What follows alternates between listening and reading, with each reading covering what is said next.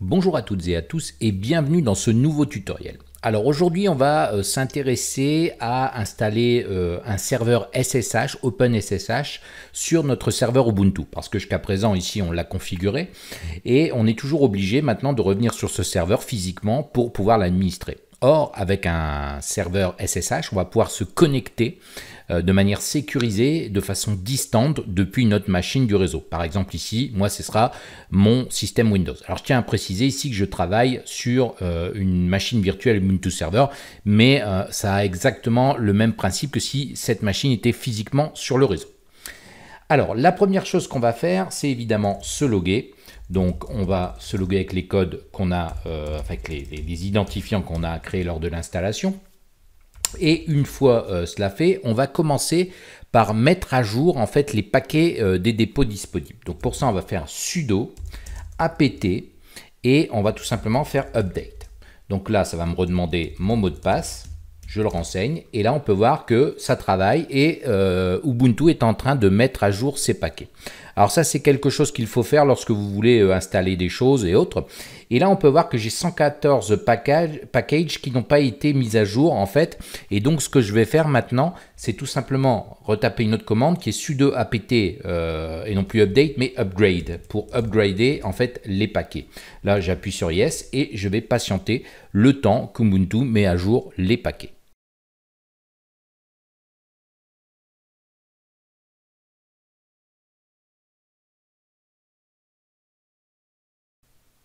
Alors on peut voir maintenant que j'ai un nouveau kernel qui est disponible, donc je vais tout simplement acquiescer, faire OK. Et là il me demande quels services devront être démarrés. Je vais valider le choix par défaut qui a été fourni. Donc on peut voir ici que c'est bon, maintenant j'ai mis à jour la liste des paquets. Alors la prochaine étape maintenant sera d'installer le serveur SSH, autrement dit OpenSSH. Donc on va faire un sudo apt et là on va faire install. Et on va installer OpenSSH-server. Donc là, on peut voir que c'est déjà fait, c'est assez rapide. Et maintenant, on va tout simplement taper une commande pour voir ce qui se passe. Donc je vais faire ici un sudo systemctl et je vais tout simplement faire un status de SSH. Ça me permettra en fait de consulter comment a démarré mon serveur, s'il fonctionne. Et là, on peut voir que moi, dans mon cas, j'ai ici active failed avec result exit code et on peut voir que j'ai en fait un problème au niveau du démarrage d'OpenBSD Secure Shell Server. Alors ça ne devrait pas arriver en théorie, mais vous, si vous l'avez, je vais vous montrer comment faire. Sinon, normalement, en active, vous devriez être en vert, il devrait être en running ou autre. Enfin, en tout cas, ça devrait fonctionner. Donc, on va faire un ctrlc ici. Et la chose à faire dans ce cas-là, c'est tout simplement d'utiliser la commande sudo ssh-keygen -a majuscule. Alors, en fait, cette commande permet de générer des clés SSH pour les différents protocoles qui sont pris en charge par SSH. Par exemple, RSA, DSA, ECDSA. En fait, ça assure que le serveur est prêt à accepter des connexions via ces méthodes de clés. Donc maintenant qu'on a fait ça, si on refait tout simplement la même commande au niveau du statut, on peut voir qu'on est toujours en failed. En fait, ce qu'il faut faire maintenant, c'est faire un reboot. Donc on va redémarrer le serveur tout simplement et on va patienter. Voilà, une fois redémarré, on se relogue avec le mot de passe évidemment et on va pouvoir maintenant, je vais faire un clear pour que vous voyez bien, on va pouvoir ici retester le statut. Donc je vais redemander mon code, donc je retape sudo systemctl status ssh et là on peut voir qu'il est bien en active running, tout est vert, il n'y a aucun souci. Alors, maintenant que ça c'est fait, alors à savoir aussi que vous pouvez des fois avoir autre chose que active, qui peut être par exemple désactivé, inactif. À ce moment-là, vous tapez tout simplement sudo systemctl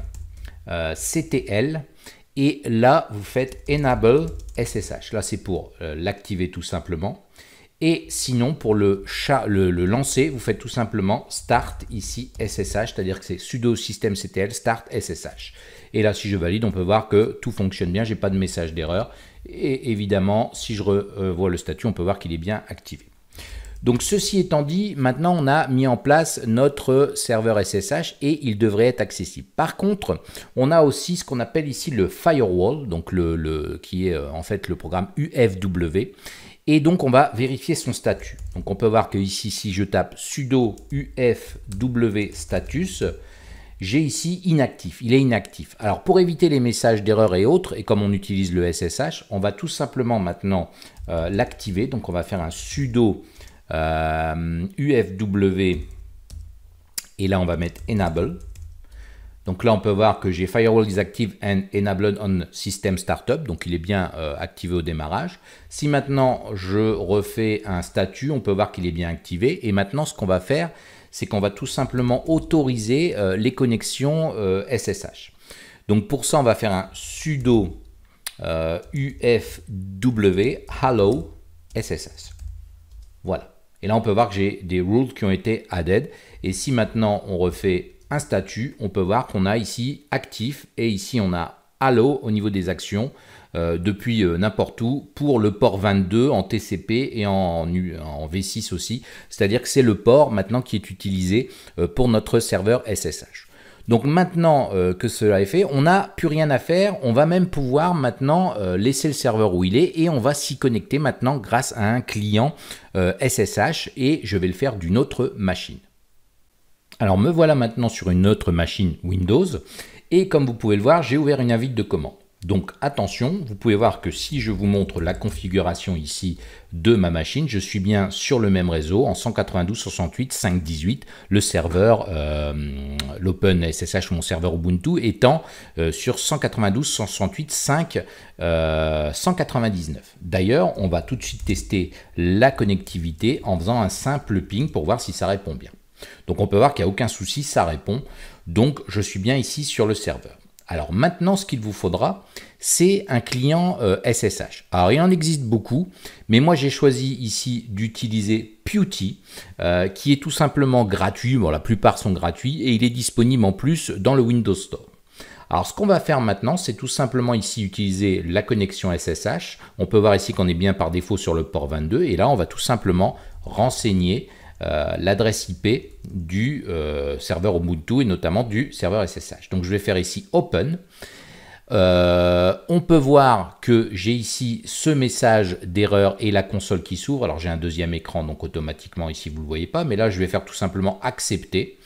Et maintenant j'ai ici Logging As. Et donc je vais pouvoir me loguer comme si j'étais sur mon serveur. Donc ici c'est Jean-Philippe et je renseigne le mot de passe comme si j'étais sur le serveur. Et là, on peut voir que j'ai exactement ici la même fenêtre.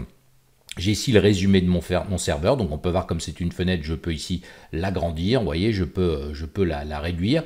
Et je peux aussi maintenant retaper des commandes comme si j'étais sur le serveur. Par exemple, ici, je vais taper sudo systemctl et je vais afficher le statut du serveur SSH. Évidemment, ça me redemande mon mot de passe. Et voilà, on peut voir ici que je suis bien en active running, tout fonctionne correctement. Donc vous avez appris ici maintenant à tout simplement installer un serveur SSH sur votre serveur Ubuntu et vous pouvez maintenant vous connecter en SSH depuis n'importe quelle machine qui est sur le même réseau, sur le LAN.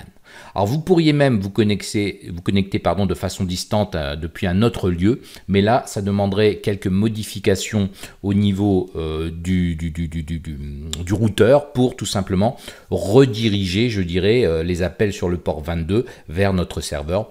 Bon, ici en tout cas, on peut déjà administrer notre serveur, sans forcément être dessus, et ça c'est quand même un gain et un confort considérable parce que vous pouvez maintenant travailler sous Windows et tout simplement utiliser votre navigateur et autres. Vous pouvez aussi, grâce à PuTTY, utiliser le copier-coller, ce qui n'est pas négligeable quand on fait du Linux et notamment ici du Ubuntu. Ça permet de gagner beaucoup de temps.